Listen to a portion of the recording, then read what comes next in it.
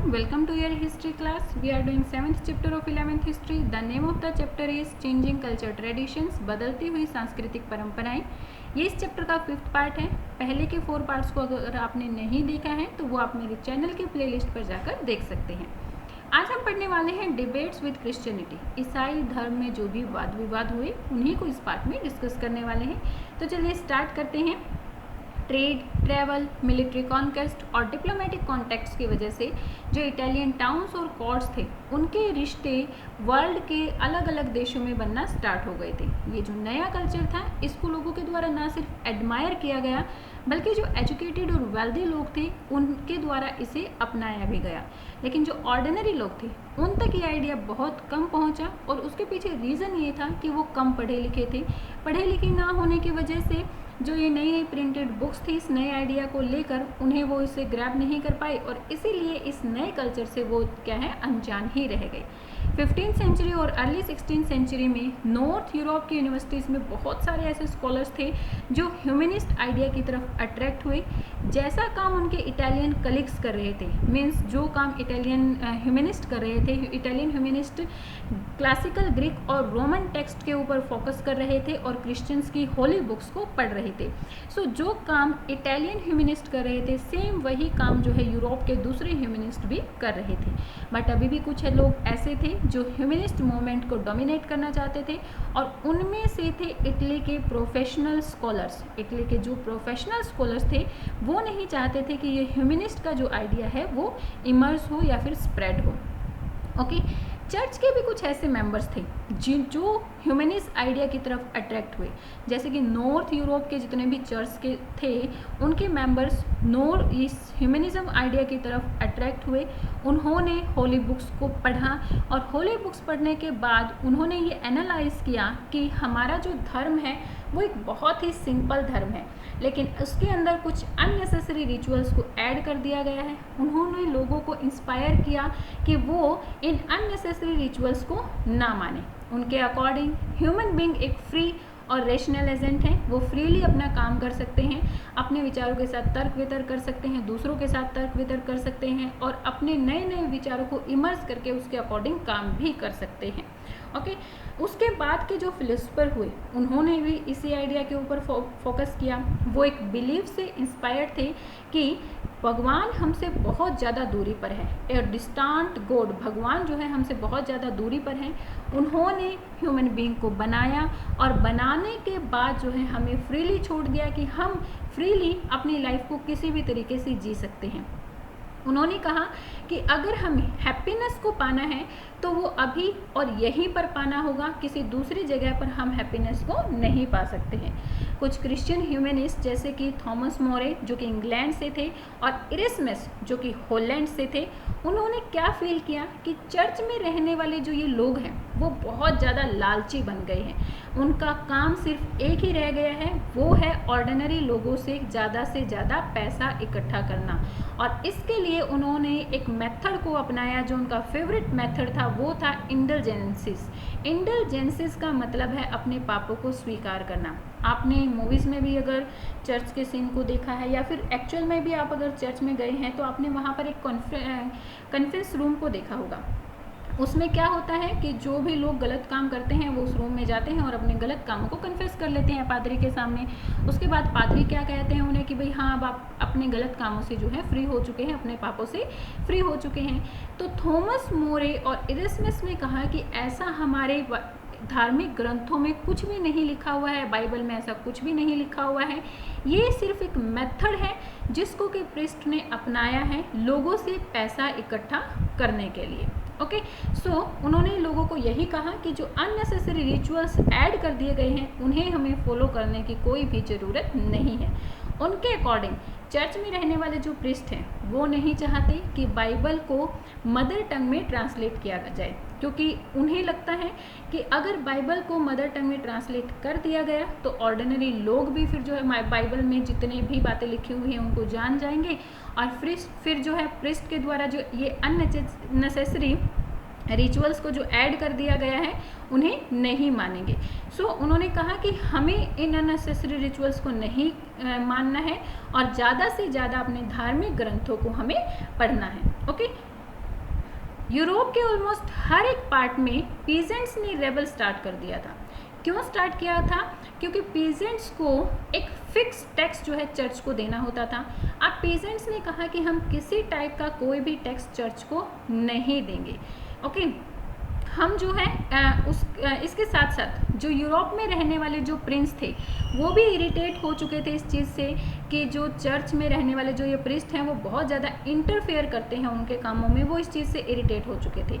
लेकिन जब ह्यूमनिस्ट ने पुराने ग्रंथों को पढ़ा तो उन्होंने यूरोप के प्रिस्ट को, यूरोप के प्रिंसेस को और किंग्स को बताया कि हमारे बाइबल में, हमारे धार्मिक ग्रंथों में ऐसा कुछ भी नहीं लिखा हुआ है कि हमें हर एक काम के लिए प्रिस्ट की, पादरियों की आज्ञा लेने की ज़रूरत है। वो एक डॉक्यूमेंट्स बाद में ही ऐड किया गया है और उस डॉक्यूमेंट्स का नेम है डोनेशन ऑफ कैंस्टेंटाइन। कैंस्टेंटाइन रोमन एम्परर के पहले क्रिश्चियन किंग थे, पहले क्रिश्चियन एम्परर थे रोम के, और उन्होंने ही इस डॉक्यूमेंट को ऐड किया था बाद में।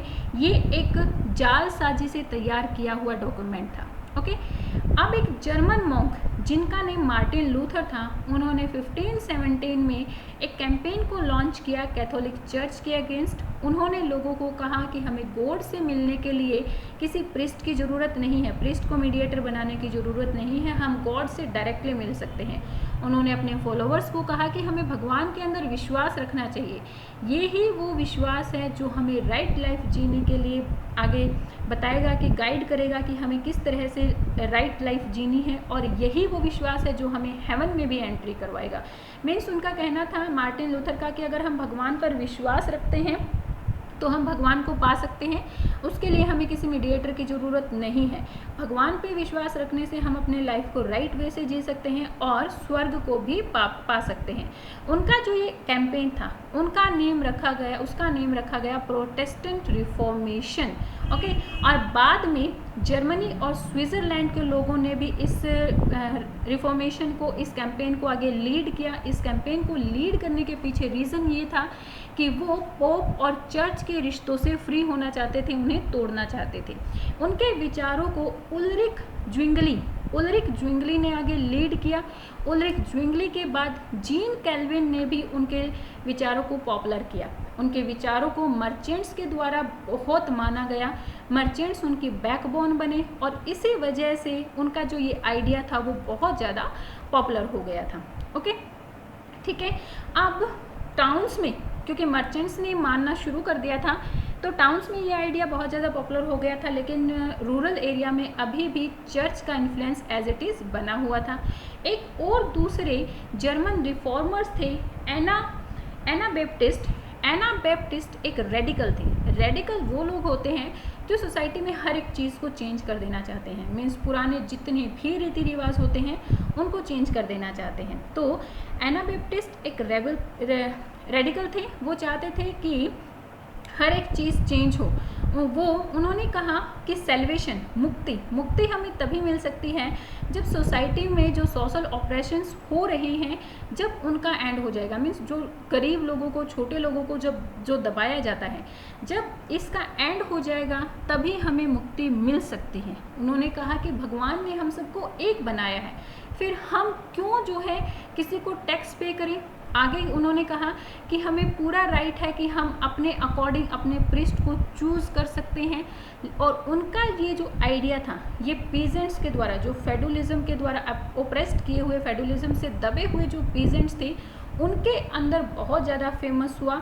मीन्स अब ये रूरल एरिया में रेडिकल का जो आइडिया था वो रूरल एरिया में फैलना शुरू हो गया था। ओके, विलियम टिंडल पहले ऐसे पर्सन थे जिन्होंने बाइबल को इंग्लिश में ट्रांसलेट किया था। वो इस प्रोटेस्टेंटिज्म के डिफेंड किया, मीन्स उसके साथ में थे, और इसका समर्थन करते हुए उन्होंने कहा कि वो लोग कभी इस चीज़ से अग्री नहीं होंगे। वो का मतलब यहाँ पर है जो चर्च में रहने वाले प्रिस्ट थे, पादरी।